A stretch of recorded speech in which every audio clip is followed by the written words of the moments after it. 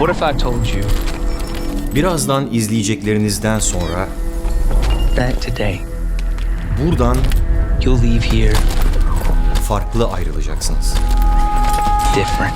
Bu cümleyi en son Nope filminde duydum. Müthiş bir film. Önce ne hakkında olduğunu film tanıtımlarında gösterildiği kadarıyla spoilersız anlatayım. Sonra videonun ikinci bölümünde spoilerlı bir analiz yapalım. Right here. Bu bir neo-western, yeni nesil bir cowboy filmi. You are gonna witness an absolute Bir bilim kurgu. Bir korku filmi. What happens next? Bu filmde kameralar, gösteriler, hayvanlar, uçan daireler, UFO'lar var. Ama bu bildiğiniz UFO filmlerinden değil.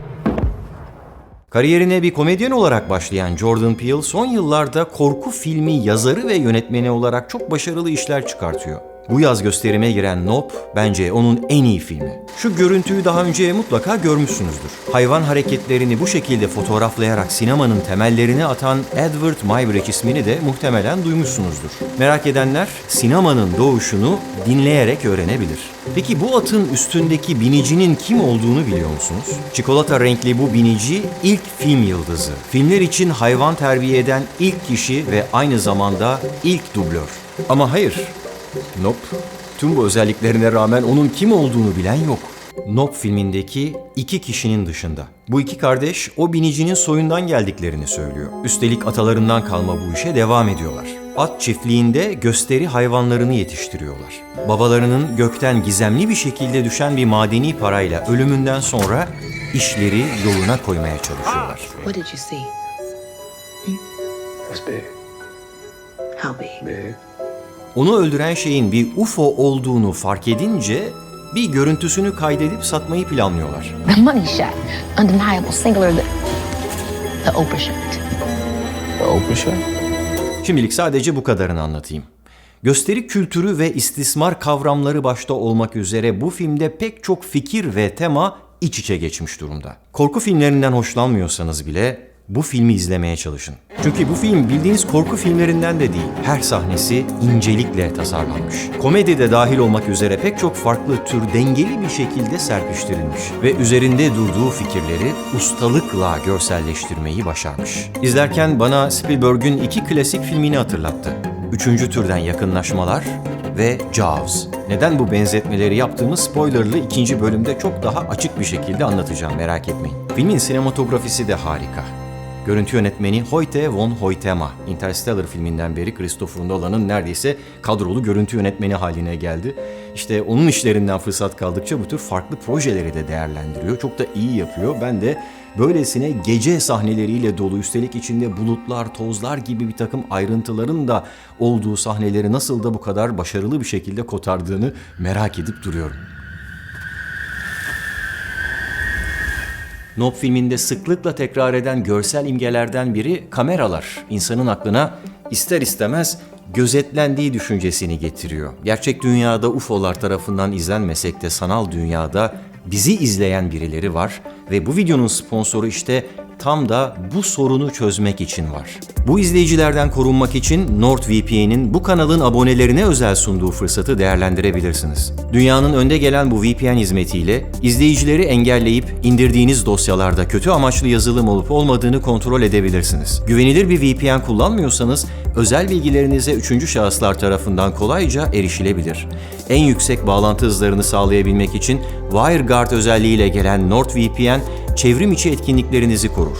Gönderdiğiniz ve aldığınız tüm veriler şifrelenmiş bir tünel boyunca seyahat eder. Bu yolla hiç kimse özel bilgilerinize ulaşamaz. Streaming servislerinin kataloglarında yer alan dizi ve filmleri IP'nizi değiştirerek herhangi bir yerden izleyebilirsiniz. Halka açık bir yerde Wi-Fi'ye bağlandığınızda içiniz rahat olsun istiyorsanız, NordVPN'in 60 ülkedeki 5500'den fazla sunucusundan herhangi birini seçerek tek bir tıklamayla dünyanın başka bir yerinden internete erişebilirsiniz. Bu kanalın abonelerine özel olarak hemen şimdi nordvpn.com/Barış Özcan adresinden 2 yıllık planı seçerseniz ekstra büyük bir indirim ve ek olarak tam 4 ay ücretsiz kullanma fırsatını yakalayabilirsiniz.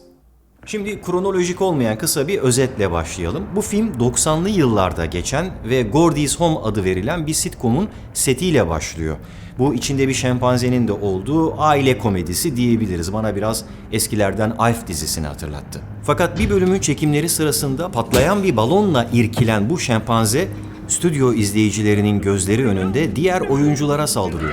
Jup lakaplı çocuk oyuncu bir masanın altına saklanıyor ve belki de hayvanın gözlerine doğrudan bakmadığı için kurtuluyor.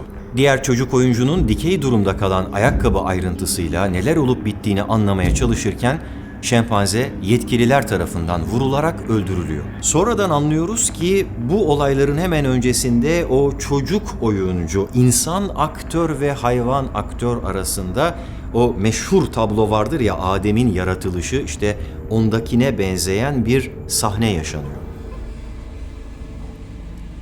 Sonra günümüze geliyoruz. Film ve televizyon yapımları için atları eğiten bir çiftlik sahibi o sırada açıklanamaz bir şekilde gökten düşen madeni bir para nedeniyle hayatını kaybediyor.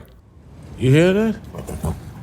Çocuklarından O.J. işi ayakta tutmaya ve babasının mirasını sürdürmeye çalışırken kız kardeş M. Hollywood'da şöhret ve servet peşinde. 6 ay sonra ünlü görüntü yönetmeni Holst'la bir reklam filmi çekerlerken iki kardeşin atlarından biri olan Lucky, set ekibinin davranışları yüzünden agresif bir tepki veriyor ve kardeşler projeden kovuluyor. Çiftliğin mali sıkıntıları yüzünden O.J. bazı atları satmak zorunda kalıyor. Bilin bakalım kime? Hani o 90'lı yıllarda Gordy's Home diye bir aile komedisi vardı ya, bir sitcom. Orada bir tane küçük oyuncu hani şu hareketi yaparak ya da doğrudan gözüne bakmayarak hayatta kalmayı başarmıştı. İşte o küçük çocuk büyümüş ve kendisinin yaşadığı bu travmatik ve medyatik deneyimi ticari bir işletmeye dönüştürmeyi başarmış. Dizideki lakabı Jup'tan yola çıkarak Jupiter's Claim adında bir tema parkı işletmeye başlamış. Bir gece kardeşler çiftlikteki elektrik şebekesinde dalgalanmalar meydana geldiğini ve atlarının bilinmeyen bir varlığa şiddetle tepki verdiğini fark ediyor. Bunun bir UFO olduğundan şüpheleniyorlar. Atlarını yiyip sonra inorganik artıklarını tüküren ve muhtemelen babalarının ölümüne de yol açan bir uçan daire. Eğer onu bir şekilde fotoğraf ya da video olarak kaydedebilirlerse UFO'nun varlığına dair bu kanıtları satarak zengin olup şöhrete kavuşacaklarını düşündükleri için çiftliğe güvenlik kameraları kurmaya karar veriyorlar. İşte bu güvenlik kameralarını kurmak için tuttukları Angel, çiftliğin orada hiç hareket etmeyen bir bulut olduğunu fark ediyor. Bu bulutun o UFO'nun saklanma yeri olduğu sonucuna varıyorlar. O sırada Jup, Jupiter's Claim'de canlı bir gösteri sunmaya başlıyor. Are you ready? Kardeşlerden satın aldığı atı bu gösteride yem olarak kullanmayı planlıyor. UFO gerçekten de bu yemi yutuyor ama beraberinde Jup'u ve gösteriyi izleyen tüm seyircileri de canlı canlı içine çekiyor. Sinema tarihinde gördüğüm en ürpertici sahnelerden bir kısmıyla bu filmde karşılaştım ve bu filmin en büyük sürprizi, dolayısıyla bu videonun en büyük spoilerı da bu şapka şeklinde gözüken UFO. UFO deyince aklımıza hemen uzaydan gelen yaratıklar ve onları taşıyan bir uçan daire gelir, öyle değil mi? Tıpkı Spielberg'ün 3. türden yakınlaşmalar filminde olduğu gibi. Peki ya bu şapka şeklindeki uçan daire bir uzay gemisi değil de bir canlı olsa? Yırtıcı bir yaratık. Tıpkı Spielberg'ün Jaws filmindeki köpek balığı gibi. It's an animal. It's territorial. And it thinks that this is its home.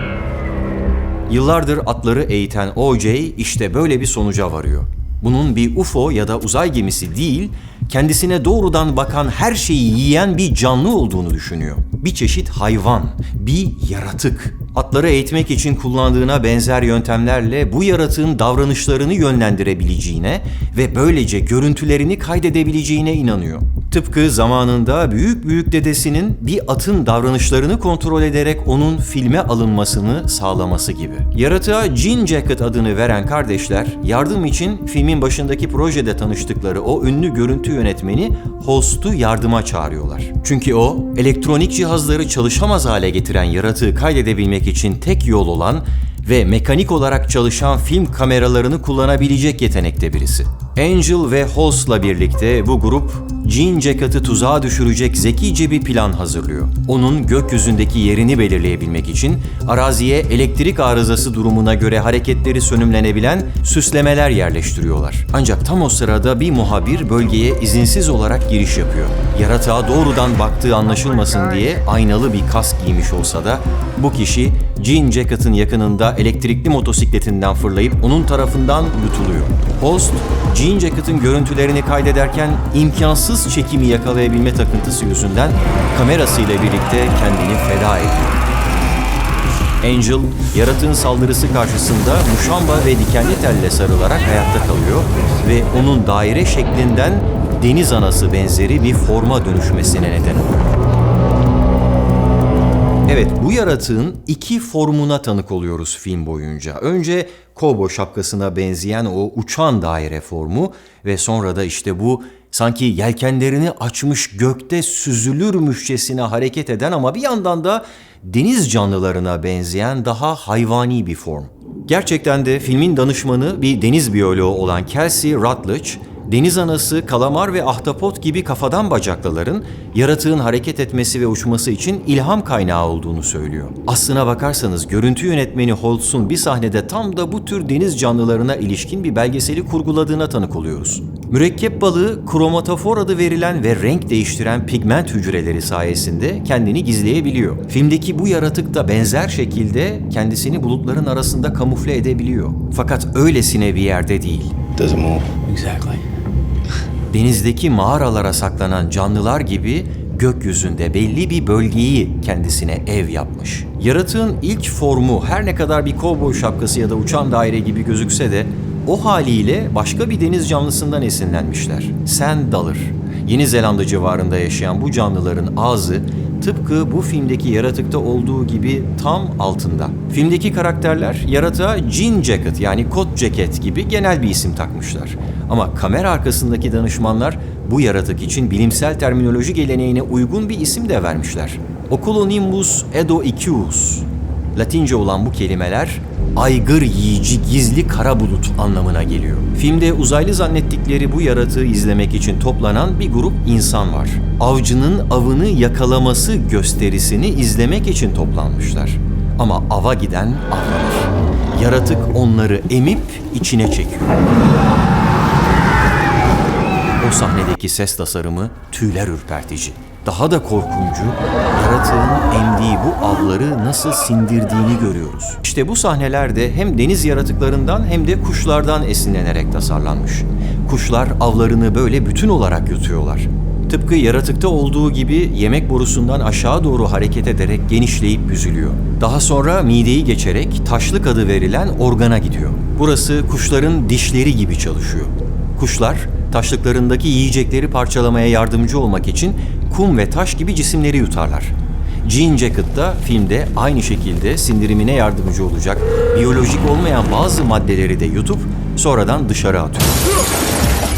Zaten kardeşlerin babası tam da bu sebeple hayatını kaybetmişti hatırlarsanız. Yaratığın biyolojik tasarımında en etkileyici parçalardan biri gözü. Vücudu dairesel olsa da gözü bir kare şeklinde. Ahtapotların gözleri nasıl dersiniz? Film hakkında söylenebilecek daha pek çok şey var. Kameralar icat edildikten sonra gösteri ve gösteriş kültürünün insanları zehirleyici bir özelliğe dönüşmesi gibi. Çok daha önceleri de insanlar böyle kanlı gösterilerden bir şekilde zevk alıyormuş. Bunun için gökte uçan dairelere ihtiyacımız yok. Yerdeki dairesel arenalarda dövüşen gladyatörler ya da boğaları şişleyen matadorlar uzun süredir bazı kültürlerin bir parçası. Sirklerde acı çeken hayvanlara kahkahayla gülenler de bizleriz. Kameraların icadı bunları sadece evlerimizin oturma odasına taşıdı. Belki de bu yüzden filmin başında seçilen sahnede bir maymun kullanılmıştır. Medya maymunu bir yere kadar sizi eğlendirir. Ardından tüm dikkatinizi emer. Sizi siz yapan her şeyi içine çekip sindirir, yok eder. Bence bu filmin en önemli sorusu şu. Peki ya bu besin zincirinde insanın da üstünde bir yırtıcı varsa? Okyanusun derinliklerinde her gün yeni canlılar keşfediyoruz. gökyüzünün derinliklerinde bir yerde, bulutların arasına saklanmış, avını beklemekte olan bir yırtıcı olamaz mı?